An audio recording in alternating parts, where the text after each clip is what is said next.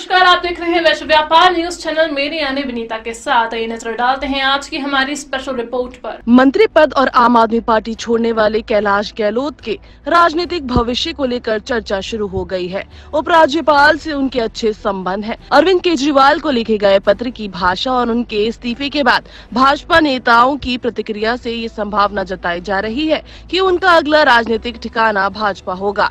इस बारे में अभी न तो भाजपा नेता कुछ बोल रहे हैं और न ही गहलोत की ओर से इस्तीफे में जो कारण बताए हैं उसमें भी भाजपा नेता उत्साहित हैं। उन्होंने यमुना की सफाई, मुख्यमंत्री आवास, नवीनीकरण और केंद्र के साथ आप सरकार के विवाद से दिल्ली के हो रहे नुकसान का मुद्दा उठाते हुए कहा है कि दिल्ली वासियों से किए गए वादे पूरे नहीं हो रहे हैं। भाजपा नेता इन मुद्दों को पिछले काफी समय से उठाते रहे हैं। उनके इस्तीफे के बाद आतिशी ने इसे भाजपा की गंदी राजनीति बताया है।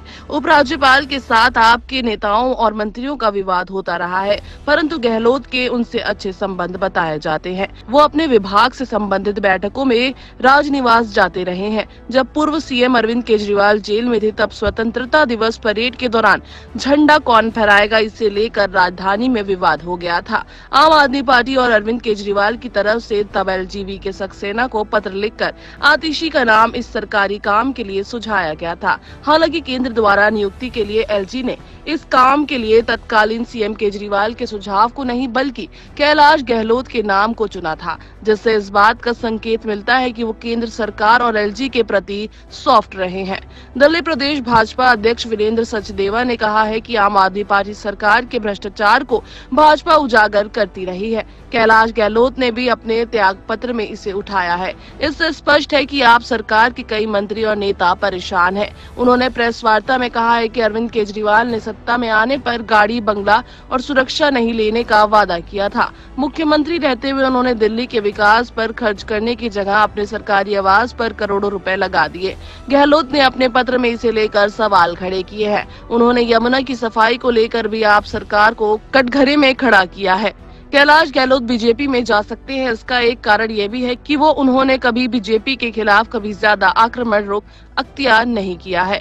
अरविंद केजरीवाल जब जेल में थे तब भी आतिशी से लेकर संजय सिंह और अन्य मंत्री केंद्र और बीजेपी के प्रति हमलावर रहे हैं, लेकिन कैलाश गहलोत के मुंह से इस पर कुछ भी नहीं निकला, जिससे ये संकेत मिलता है कि बीजेपी नेताओं से उनके अच्छे संबंध रहे हैं।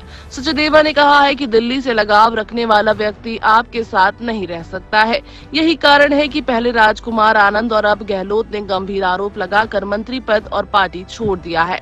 केंद्रीय राज्य मंत्री हर्ष मल्होत्रा ने कहा है कि महापौर चुनाव में 8 आप पार्षदों की क्रॉस वोटिंग और गहलोत के इस्तीफे से स्पष्ट है कि आप नेतृत्व की तानाशाही और भ्रष्टाचार से नेता परेशान है। विधानसभा में नेता प्रतिपक्ष विजेंद्र गुप्ता ने कहा है कि आप सरकार का झूठ भ्रष्टाचार अधिक दिनों तक नहीं चलने वाला है। दिल्ली से आम आदमी पार्टी की विदाई तय है। वहीं भाजपा सांसद रामवीर सिंह बिचूड़ी ने कहा है कि आपका पतन निकट है। आने वाले दिनों में कई और बड़े नेता आप छोड़ सकते हैं। गहलोत ने यमुना की सफाई, शीश महल और भ्रष्टाचार जैसे मुद्दे उठाए हैं।